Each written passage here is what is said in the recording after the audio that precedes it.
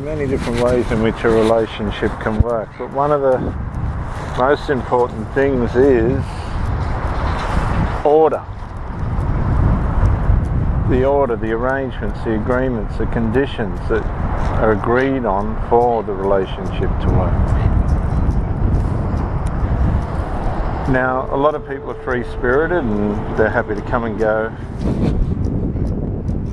as they choose. But what you'll find is, if you're a more committed person in a relationship with one of these types of people, you will be frustrated because they'll want to come and go as they choose, and they'll expect you to go along with that. And that's going to leave you in a position where you're at the convenience of the other person's wants and needs. There's no order. It's just, I'll see you when I see you. Oh, that's great and wonderful type attitude. This sort of attitude that these people have. And then, when they've had their fill or they've met their supply, got their supply, they disappear into their freedom again. So what you essentially are is a convenience. Now, for some people that suits them because that's all they want, and that's all they want to be, is a convenience. They don't want anything beyond that. They don't want to be anything beyond that. They're just a convenience to suit a means to an ends intimately, sexually, or whatever the case might be. These two people might have a convenience where they come and meet for sex, watch some telly together or whatever, and then they go their own separate ways. This is how the masses are these days, but the unfortunate part of that is it does cause frustration. It doesn't build the attributes and characteristics of commitment, and so when these people get hurt, they decide, well, it's not worth having a relationship. But what they don't realise is, in the first place, they weren't building something that could be described as being a healthy, happy relationship. So you've got contradictory arrangements, where you've got contradictory behaviours that don't replicate a committed and complete relationship, built around casual, reckless, careless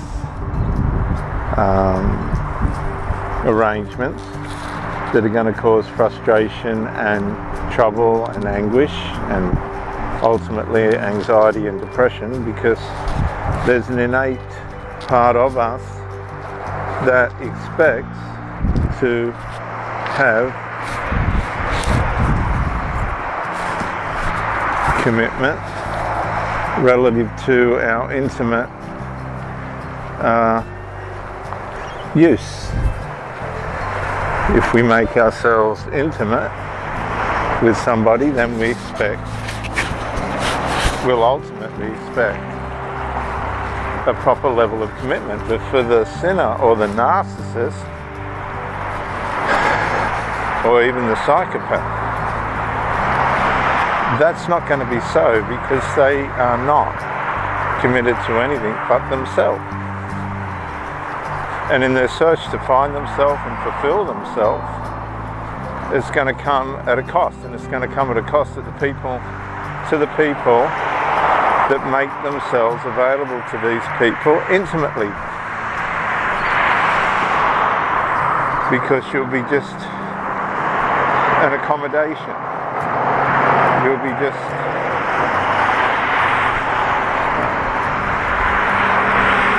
a convenience based on arrangements that tempt that person to come back,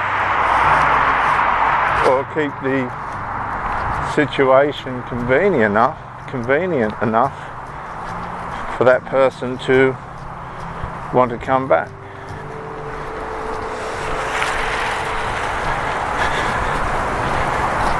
Now, these narcs, or whatever you want to call them, these people of convenience,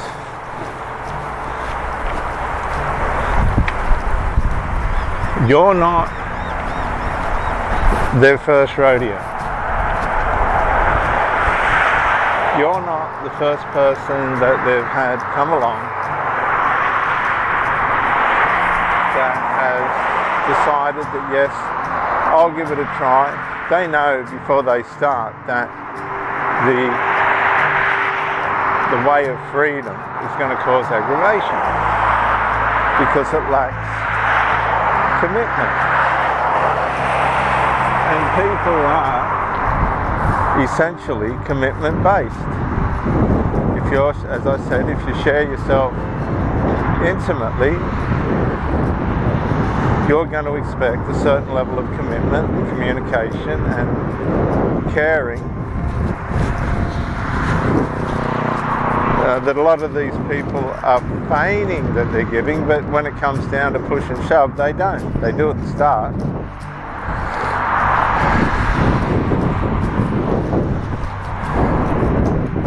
So once the initial bewitching or intimate bonding has passed, then you're going to be competing against the negligences, which there's thousands of.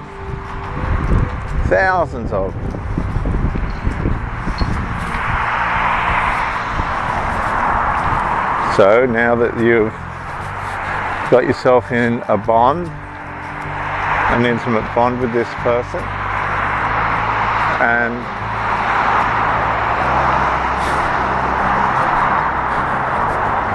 you have expectations that are a little bit higher than what this person is capable of giving, and you know it, you just like this person so much that you're prepared to risk that you'll be abused.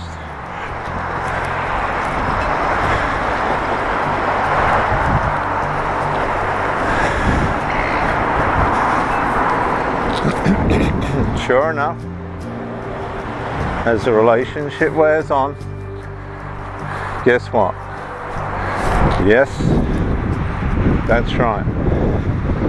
It doesn't meet your expectations. So, the next thing, tensions start.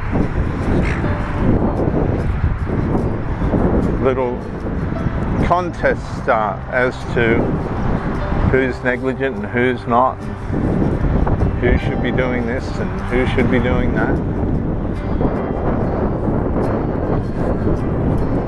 And before you know it, you're no longer getting on with that person because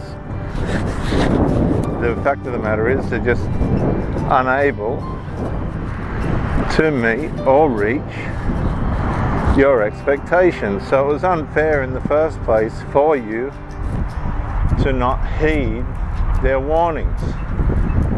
And their warnings were that we were not going to make it.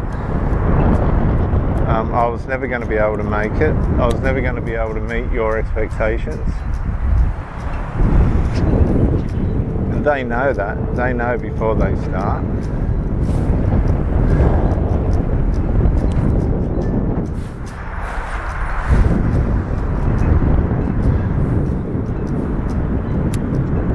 And you've got no right to judge them for trying to warn you. They tried to warn you and you didn't listen. You failed to listen.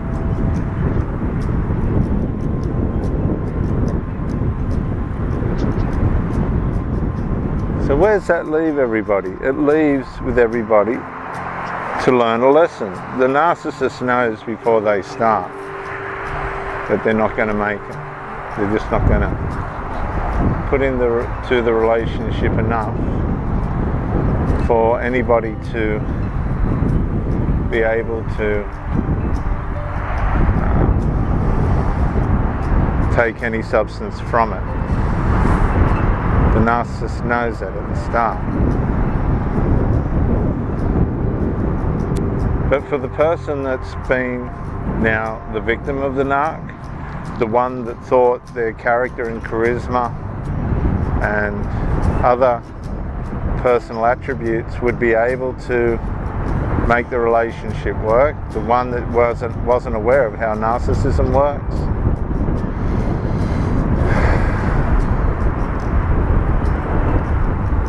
It has to be lessons that they need to learn in a non-judgmental way. Yeah, you can share your story. You can say, well, the reason for this failure was this, this and this, and it was relative to the other person, and it probably was. But I can assure you, to some extent, that person was trying to warn you that things aren't not going to work out.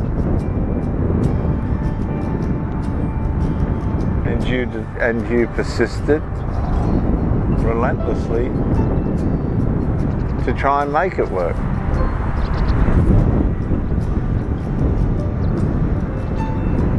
So the blame's usually twofold. It's not one or the other unless it's an actual act of evil.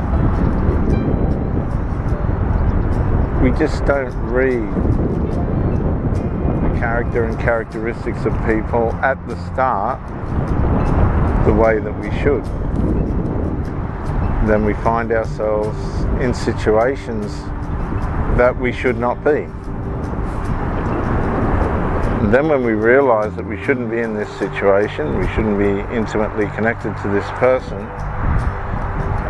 after we've tried with all our commitment, devotion and personal attributes and characteristics, once we've realised, well, this ain't going to work,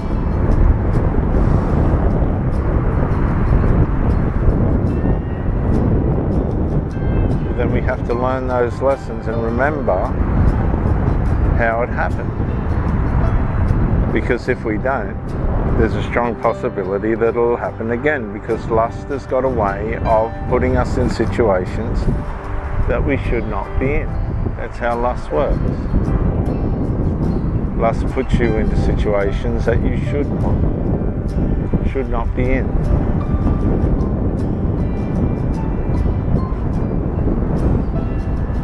So learn from these experiences.